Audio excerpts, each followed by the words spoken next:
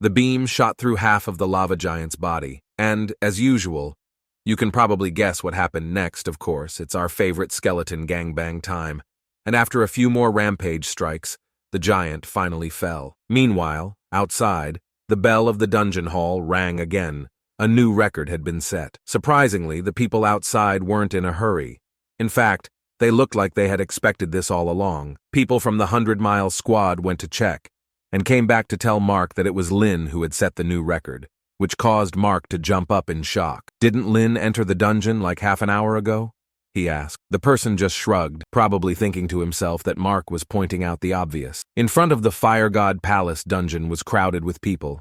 Every one of them was excited. Some laughed heartily, saying Gigachad Lin's previous record was definitely not his limit. Many nodded in agreement, believing that this new record was unbreakable. Mark also saw the new record, and his heart sank. He was speechless to see. The new record was just over an hour, several times faster than the nightmare-level record set 5 years ago. He can't stop thinking how their 12-member team didn't even get to beat the final boss.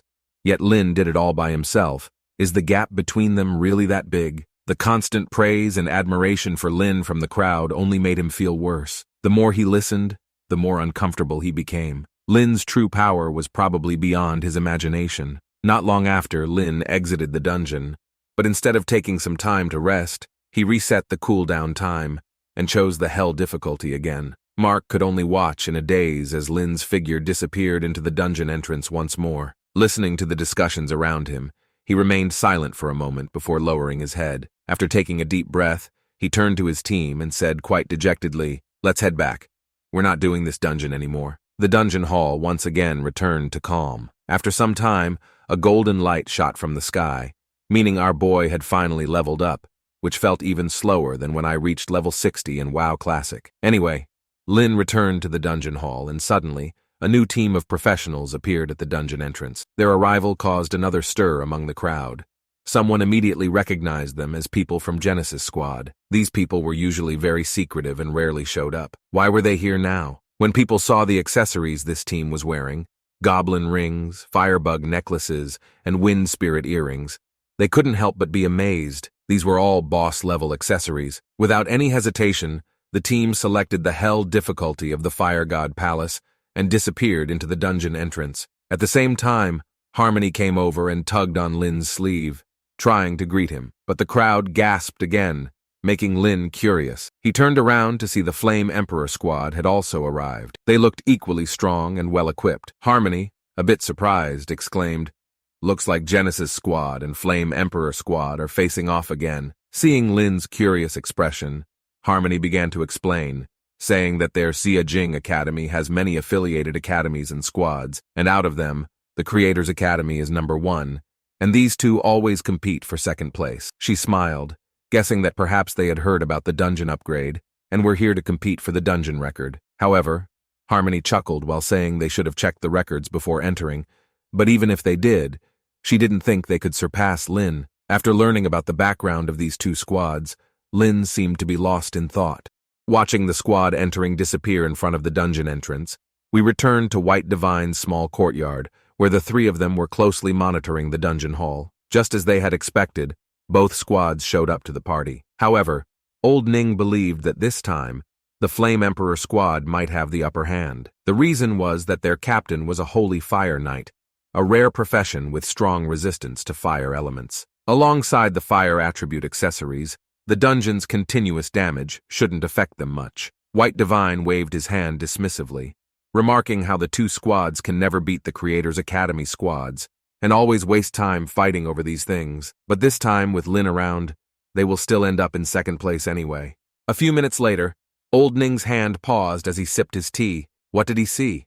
Well, Lin was heading into the dungeon again. The trio perked up, realizing that Lin was probably trying to break his own record. Old Ning commented on how Lin enjoyed demoralizing others, while Meng Anwen found it amusing, saying it reminded him of White Divine in his younger days. White Divine, on the other hand, felt proud, thinking it was good to humble them and remind the two squads that there were always stronger people out there. He laughed and added that once Lin joined Genesis Academy, he'd already made a name for himself. Old Ning was surprised and asked if White Divine didn't plan on having Lin join the old man's Creators Academy. Normally, a top prodigy like Lin would surely go there, not to mention that's what Lin was aiming for as well. Meng Anwen was surprised to hear this as well, not understanding when did White Divine changed his mind. White Divine clenched his fist and explained to his two old pals that the old man already had his own disciples and had likely given them all his treasured resources. But White Divine was certain that Genesis Squad still had valuable things to offer.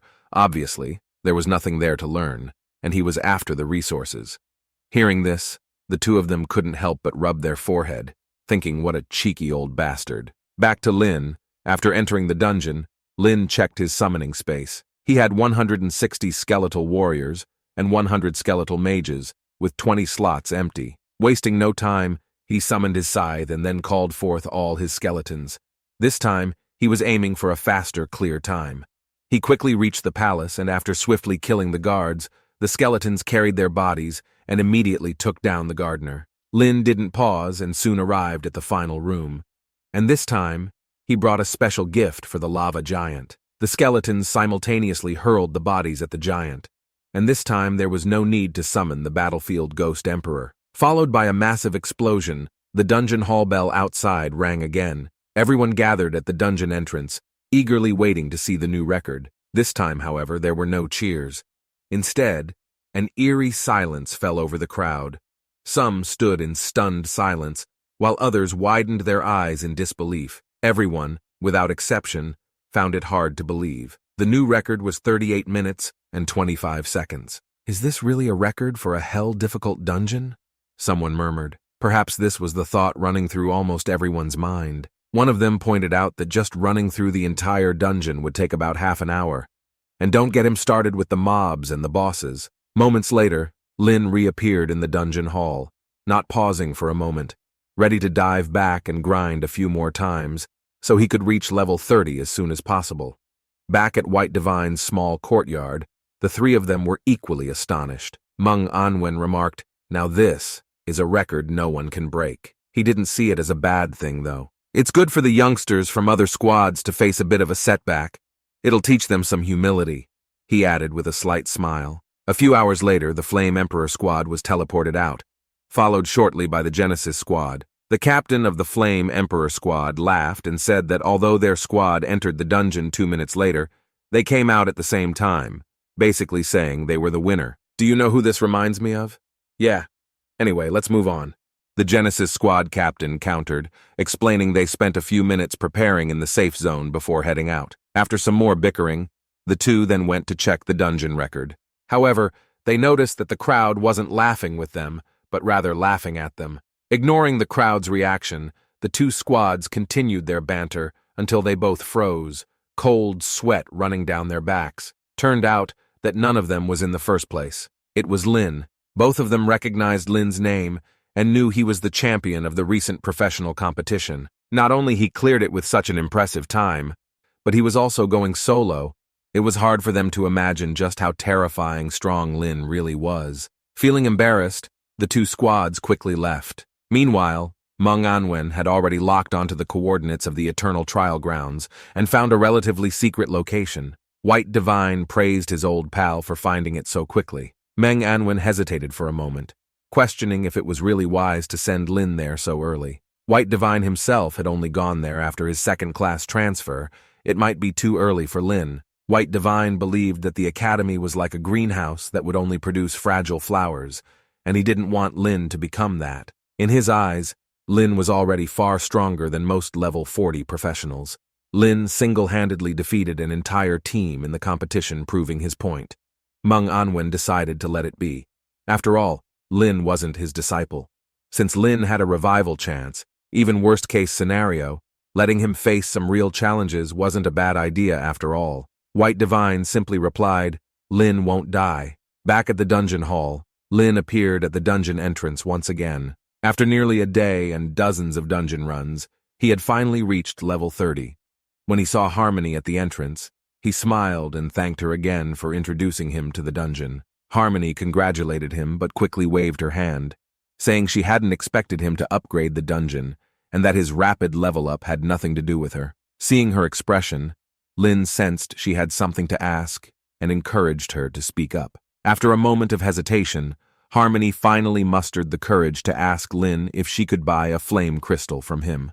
Without a second thought, Lin pulled a crystal from his storage space and tossed it to her, smiling and telling her it was free. Before she could respond, he turned and left, telling her he needed to see his teacher now. Watching his departing figure, Harmony couldn't help but wonder, does he not know the value of that crystal? Lin arrived at White Divine Courtyard and respectfully greeted the two.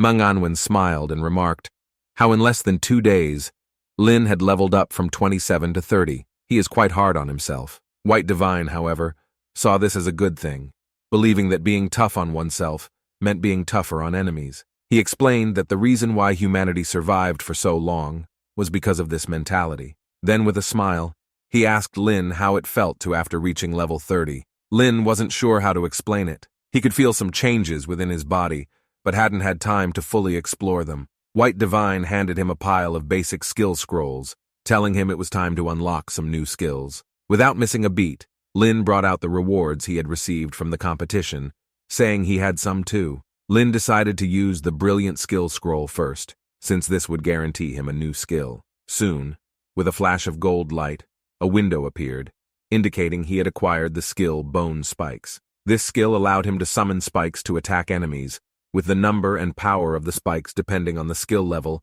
and his spirit attributes. Lin described the skill, and White Divine asked him to demonstrate it. Instantly, several sharp bone spikes erupted from the ground.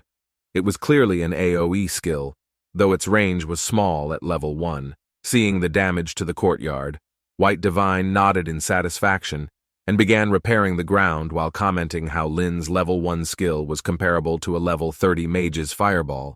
Manganwen also nodded in agreement, noting that it was all because of Lin's amplification talent, which significantly enhanced the skill's strength. If he can level it up fully, the power will be even more impressive. Next, Lin used another brilliant skill scroll. Although a golden light appeared, there was no pop-up this time. Even White Divine found this strange. In the next moment, Lin's scythe suddenly materialized, floating in the air. Could this new skill be related to the scythe?